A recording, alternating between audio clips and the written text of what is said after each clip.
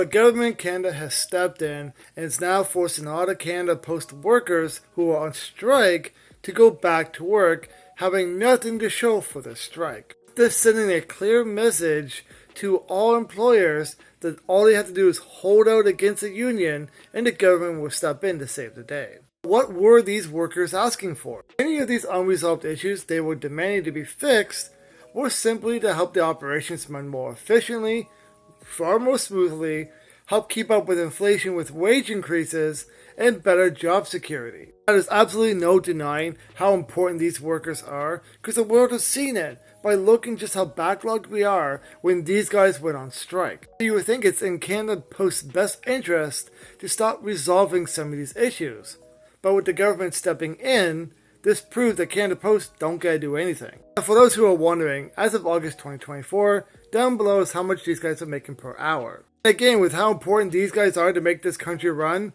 I do believe they deserve even more than this because they do their best to make sure you get your mail no matter the weather. And it's worth noting that Canada Post has the most amount of executive leaderships and vice presidents than any other delivery company Canada has, with many of them making way more in compensation alone than the average worker does. Even when you compare the salaries of all the other departments, the vice president makes at least $75,000 more than even the directors of sales, all 13 plus vice presidents. Yet they had the audacity to claim that increasing the wages of the average workers by 24% over 4 years was too much. And of course, we can't forget about the $470 million they spent on a new processing center which they opened in September of last year. For those who are wondering, the Canadian taxpayer, none of your money goes into this corporation because they're a crown corporation and the money they make is the thing that feeds them, not our tax dollars. To wrap this up, just for those who don't know,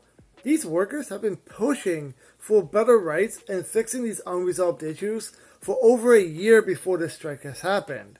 But Canada Post made no promises and no leeway on resolving these issues. It wouldn't be surprising if they were waiting for the strike to happen, knowing full well the government was going to step in and have their back. So now we got a backlog system and none of these workers have any of these unresolved issues fixed. I personally stand with these workers, but I'm very curious to know what are your thoughts about all this in the comments down below.